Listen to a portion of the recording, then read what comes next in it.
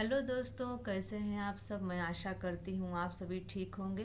दोस्तों, आज की यह वीडियो बेहद ही इम्पॉर्टेंट है क्योंकि आज की इस वीडियो में हम देखेंगे सीडीपी के 50 प्रश्नों को, जो कि एग्ज़ाम की दृष्टि से बेहद ही महत्वपूर्ण रहने वाले हैं। अगर आप चैनल पर पहली बार आए हैं तो चैनल को ज़रूर से ज़रूर सब्सक्राइब कर लें ताकि ऐसी ही महत्वपूर्ण वीडियो आप सभी तक पहुँचती रहे। तो आइए दोस्तों, शुरू करते हैं आज की क्लास। पहला प्रश्न है, कितने माह का शिशु प्रौढ़ व्यक्ति की मुख मुद्रा को पहचानने लगता है। तो यहाँ पर दोस्तों याद रखिए कि जब शिशु 4 से 5 माह का होता है तो प्रौढ़ व्यक्ति की मुख मुद्रा को पहचानने लगता है। ए ऑप्शन आपका बिल्कुल सही हो जाएगा। दूसरा प्रश्न है, मानसिक विकास के लिए अध्यापक का कार्य है। तो यहाँ पर दोस्तों आपका डी ऑप्शन बिल्कुल सही हो जाएगा। उपर्युक्त सभी मानसिक विकास के लिए अध्यापक का कार्य है बालकों को सीखने के पूरे पूरे अवसर प्रदान करें, छात्र छात्राओं के शारीरिक स्वास्थ्य की ओर पूरा पूरा ध्यान दे, व्यक्तिगत भेदों की ओर ध्यान न देते हुए उनके लिए समुचित वातावरण की व्यवस्था करे। अगला प्रश्न कह रहा है, शैशवावस्था होती है। तो यहाँ पर दोस्तों आपका बी ऑप्शन बिल्कुल सही हो जाएगा। जन्म से 5 वर्ष तक की जो अवस्था होती है वह शैशवावस्था कहलाती है। अगला प्रश्न कह रहा है, वाटसन ने नवजात शिशु में मुख्य रूप से किन संवेगों की बात कही है। तो यहाँ पर आपका सही ऑप्शन हो जाएगा सी। वाटसन महोदय ने नवजात शिशु में मुख्य रूप से जो संवेगों को बताया है वो बताया है भय, क्रोध व स्नेह। अगला प्रश्न कह रहा है, जब माता पिता के बच्चे उनके विपरीत विशेषताओं वाले विकसित होते हैं तो यहाँ पर सिद्धांत लागू होता है।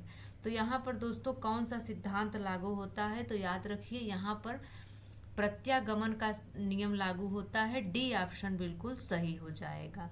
प्रत्यागमन का नियम किसने दिया है। तो याद रखिए प्रत्यागमन का नियम फ्रांसिस गैल्टन द्वारा प्रस्तावित किया गया था। अगला प्रश्न कह रहा है, समानता के नियम के अनुसार माता पिता जैसे होते हैं उनकी संतान भी होती है। तो उनकी संतान कैसी होती है। तो यहाँ पर आपका ए ऑप्शन बिल्कुल सही हो जाएगा, माता पिता जैसी होती है। अगला प्रश्न कह रहा है, शिशु का विकास प्रारंभ होता है। तो यहाँ पर दोस्तों आपको याद रखना है कि शिशु का विकास गर्भकाल में ही प्रारंभ हो जाता है। डी ऑप्शन बिल्कुल सही हो जाएगा। और गर्भकाल में ही प्रारंभ होकर कब तक चलता है। तो यह निरंतर आजीवन चलता रहता है। अगला प्रश्न कह रहा है, सामाजिक स्थिति वंशानुक्रमणीय। ए ऑप्शन कह रहा है होती है, बी कह रहा है नहीं होती है, सी कह रहा है कुछ होती है और डी कह रहा है बिल्कुल नहीं होती। तो यहाँ पर दोस्तों आपका ए ऑप्शन सही हो जाएगा, सामाजिक स्थिति वंशानुक्रमणीय होती है। अगला प्रश्न कह रहा है, बालक की मूल शक्तियों का प्रधान कारक है। तो यहाँ पर दोस्तों अगर हम देखें तो बालक की मूल शक्तियों का प्रधान कारक जो है वह है वंशानुक्रम। बी ऑप्शन बिल्कुल सही हो जाएगा।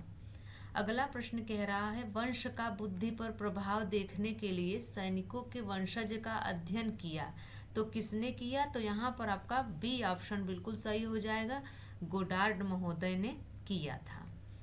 अगला प्रश्न है, मूल प्रवृत्ति का प्रतीक होता है। तो यहाँ पर दोस्तों मूल प्रवृत्ति का प्रतीक होता है संवेग। बी ऑप्शन आपका बिल्कुल सही हो जाएगा। अगला प्रश्न कह रहा है, बाल विकास की दृष्टि से सर्वाधिक समस्या का काल होता है। तो यहाँ पर दोस्तों अगर हम देखें तो सर्वाधिक समस्या का काल जो होता है वह किशोरावस्था होता है। ए ऑप्शन बिल्कुल सही हो जाता है। किशोरावस्था में क्या होता है दोस्तों कि बच्चा समायोजन नहीं कर पाता है, अपने करियर के प्रति बहुत ही चिंतित रहता है, इसलिए किशोरावस्था को तूफान की अवस्था भी कहा गया है। अगला प्रश्न कह रहा है, बालक की अभिवृद्धि जैविकीय नियमों के अनुसार होती है। यह कथन है। यह कथन क्रोगमैन महोदय का है। सी ऑप्शन बिल्कुल सही हो जाएगा। अगला प्रश्न कह रहा है, बालक के विकास को जो घटक प्रेरित करता है वह है। तो यहाँ पर दोस्तों अगर हम देखें तो बालक के विकास को वंशानुक्रम और वातावरण दोनों प्रेरित करते हैं। यहाँ पर सी ऑप्शन आपका बिल्कुल सही हो जाएगा। अगला प्रश्न कह रहा है, किसके विचार से शैशवावस्था में बालक प्रेम की भावना काम प्रवृत्ति पर आधारित होती है। तो यहाँ पर आपका जो ऑप्शन सही हो जाएगा वो हो जाएगा ए। फ्रायड महोदय के विचार से शैशवावस्था में बालक प्रेम की भावना काम प्रवृत्ति पर आधारित होती है। अगला प्रश्न कह रहा है वंशानुक्रम माता पिता से संतान को प्राप्त होने वाले गुणों का नाम है। यह परिभाषा रूथ बर्डिक्ट महोदय की है। यहाँ पर आपका डी ऑप्शन सही हो जाएगा। अगला प्रश्न कह रहा है स्वाभाविक प्रेरक है। तो यहाँ पर दोस्तों अगर हम स्वाभाविक प्रेरक की बात करें तो अनुकरण स्वाभाविक प्रेरक है। सी ऑप्शन बिल्कुल सही हो जाएगा। अगला प्रश्न कह रहा है वातावरण वह प्रत्येक वस्तु है जो व्यक्ति के जीन्स के अतिरिक्त प्रत्येक वस्तु को प्रभावित करता है। तो यह कथन किसका है? यहाँ पर आपका सही ऑप्शन हो जाएगा बी। यह कथन एनास्टासी का है। अगला प्रश्न कह रहा है स्वधारण अभिप्रेरक है। तो यहाँ पर दोस्तों अगर हम देखें तो स्वधारण अभिप्रेरक चेतावनी पूर्ण आंतरिक धारणा है। डी ऑप्शन बिल्कुल सही हो जाएगा। अगला प्रश्न कह रहा है अधिगम या व्यवहार सिद्धांत के प्रतिपादक हैं। तो यहाँ पर दोस्तों अगर हम देखें तो अधिगम या व्यवहार सिद्धांत के प्रतिपादक क्लार्क हल महोदय हैं। डी ऑप्शन आपका बिल्कुल सही हो जाएगा। अगला प्रश्न कह रहा है यह मत किसका है? शिक्षक को अपने कार्य के सफल संपादन के लिए व्यवहारिक मनोविज्ञान का ज्ञान होना चाहिए। यह मत मांटेसरी का है। बी ऑप्शन बिल्कुल सही हो जाएगा। अगला प्रश्न कह रहा है वर्तमान समय में विद्यालयों में मैत्री और प्रसन्नता का जो वातावरण दिखता है उसका कारण है। यहाँ पर सी ऑप्शन बिल्कुल सही हो जाएगा मनोवैज्ञानिक उपचार। अगला प्रश्न कह रहा है यह विचार किसका है? दो बालकों में समान योग्यताएं या समान अनुभव नहीं होते हैं, इसलिए दो व्यक्तियों में किसी वस्तु या परिस्थिति का समान ज्ञान होने की आशा नहीं की जा सकती। तो यह विचार किसका है? तो यहाँ पर आपका बी ऑप्शन बिल्कुल सही हो जाएगा। यह विचार हरलाक महोदय का है। अगला प्रश्न कह रहा है लड़कियों में बाह्य परिवर्तन किस अवस्था में होने लगते हैं? तो यहाँ पर दोस्तों आपका सही ऑप्शन हो जाएगा सी। किशोरावस्था में लड़कियों में बाह्य परिवर्तन होने लगते हैं। अगला प्रश्न कह रहा है बालक के सामाजिक विकास में सबसे महत्वपूर्ण कारक है। तो यहाँ पर दोस्तों आपको याद रखना है कि बालक के विकास में सबसे महत्वपूर्ण कारक की अगर हम बात करें तो यहाँ पर वातावरण। सी ऑप्शन आपका बिल्कुल सही हो जाएगा। अगला प्रश्न कह रहा है व्यक्तिगत भेद को ज्ञात करने की विधियां हैं। तो यहाँ पर अगर हम देखें दोस्तों तो व्यक्तिगत भेद को ज्ञात करने की विधियां बुद्धि परीक्षण भी है, व्यक्ति इतिहास विधि भी है, रुचि परीक्षण भी है। तो यहाँ पर आपका डी ऑप्शन बिल्कुल सही हो जाएगा। अगला प्रश्न कह रहा है बालक से यह कहना घर गंदा मत करो कैसा निर्देश है? तो यहाँ पर आपका ए ऑप्शन बिल्कुल सही हो जाएगा, निषेधात्मक निर्देश है। अगला प्रश्न कह रहा है बाल्यावस्था के दो भाग कौन कौन से हैं? तो याद रखिए दोस्तों बाल्यावस्था के जो दो भाग हैं वो हैं पूर्व बाल्यावस्था तथा उत्तर बाल्यावस्था। आपका बी ऑप्शन बिल्कुल सही हो जाएगा। अगला प्रश्न कह रहा है 7 वर्ष की आयु में पहुंचते पहुंचते एक सामान्य बालक का शब्द भंडार हो जाता है लगभग। तो यहाँ पर आपको याद रखना है कि 7 वर्ष की आयु में पहुंचते पहुंचते एक सामान्य बालक का जो शब्द भंडार हो जाता है वो हो जाता है लगभग 6000 शब्द। अगला प्रश्न कह रहा है संकल्प शक्ति के कितने अंग हैं? तो यहाँ पर दोस्तों याद रखना है कि संकल्प शक्ति के 3 अंग हैं। सी ऑप्शन बिल्कुल सही हो जाएगा। अगर दोस्तों हम संकल्प की बात करें तो संकल्प किसे कहते हैं ये जान लेना जरूरी है। संकल्प का अर्थ होता है श्रेष्ठ सोच विचार और भाव को जीवन में साकार कर दिखाने की शक्ति को संकल्प कहते हैं। संकल्प शक्ति के जो 3 अंग हैं वो हैं सात्विक संकल्प, राजसिक संकल्प और तामसिक संकल्प। अगला प्रश्न कह रहा है बालक के सामाजिकरण का प्राथमिक घटक है। तो यहाँ पर दोस्तों आपका सही ऑप्शन हो जाएगा डी। क्रीड़ा स्थल बालक के सामाजिकरण का प्राथमिक घटक है। खेल का मैदान जो होता है उसमें बालक का शारीरिक विकास, मानसिक विकास और साथ ही साथ भावात्मक विकास भी होता है।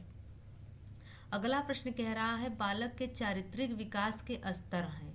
तो यहाँ पर दोस्तों अगर हम देखें तो आपका डी ऑप्शन बिल्कुल सही हो जाएगा इनमें से सभी।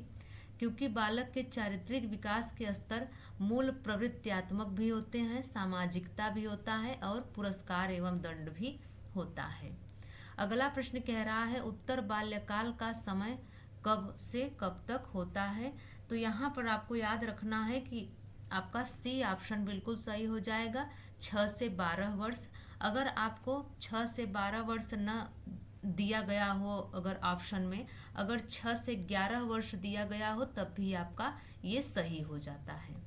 अगला प्रश्न कह रहा है बालक की शक्ति का वह अंश जो किसी काम में नहीं आता वह खेलों के माध्यम से बाहर निकाल दिया जाता है, तो यह तथ्य कौन सा सिद्धांत कहता है।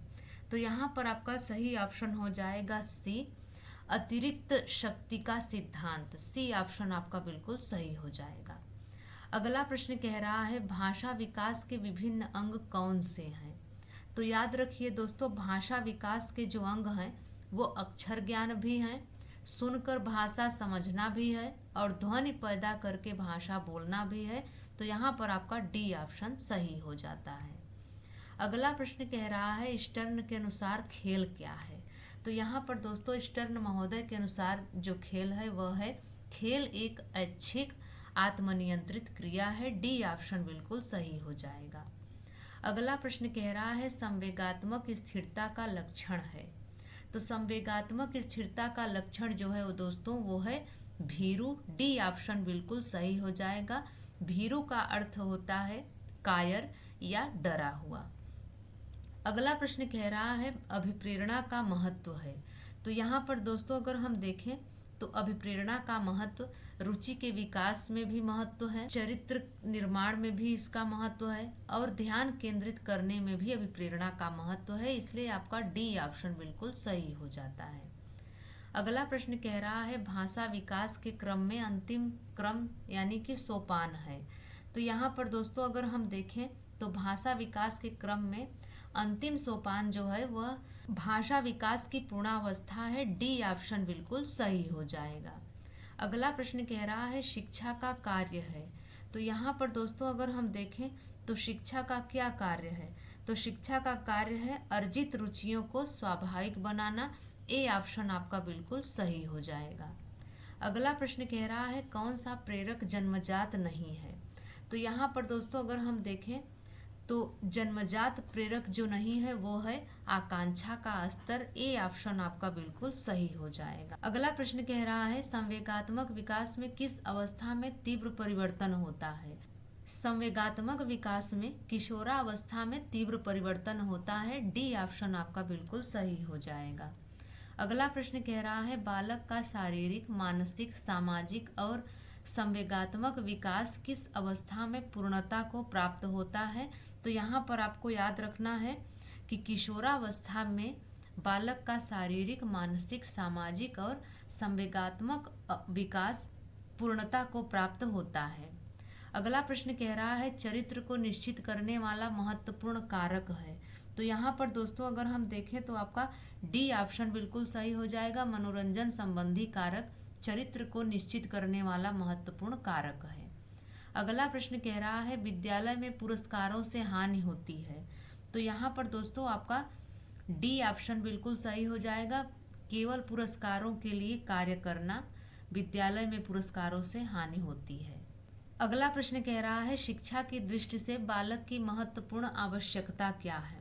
तो यहाँ पर याद रखना है दोस्तों कि शिक्षा की दृष्टि से बालक की महत्वपूर्ण आवश्यकता बालकों के साथ मनोवैज्ञानिक व्यवहार की आवश्यकता है। डी ऑप्शन आपका बिल्कुल सही हो जाएगा। अगला प्रश्न कह रहा है मानव शरीर का आकार किस ग्रंथि की सक्रियता से बढ़ता है। मानव शरीर का आकार पीनियल ग्रंथि की सक्रियता से बढ़ता है। बी ऑप्शन आपका बिल्कुल सही हो जाएगा। अगला प्रश्न कह रहा है बालक की वृद्धि रुक जाती है। तो यहाँ पर दोस्तों याद रखना है कि शारीरिक परिपक्वता प्राप्त करने के बाद बालक की वृद्धि रुक जाती है। ए ऑप्शन बिल्कुल सही हो जाएगा। अगला प्रश्न कह रहा है दो बालकों में समान मानसिक योग्यताएं नहीं होती है, यह कथन है। तो यहाँ पर आपका सही ऑप्शन हो जाएगा बी। हरलाक महोदय का यह कथन है कि दो बालकों में समान मानसिक योग्यताएं नहीं होती हैं। अगला प्रश्न कह रहा है संवेदना ज्ञान की पहली सीढ़ी है यह। तो यहाँ पर आपका ए ऑप्शन बिल्कुल सही हो जाएगा। संवेदना ज्ञान की पहली सीढ़ी है, यह मानसिक विकास है। तो दोस्तों आज की वीडियो में बस इतना ही। आपको यह वीडियो कैसी लगी आप कमेंट्स में ज़रूर बताएं। अगर यह वीडियो आपको अच्छी लगी हो तो लाइक शेयर ज़रूर करें। तो मिलते हैं किसी और वीडियो के साथ, तब तक के लिए नमस्कार।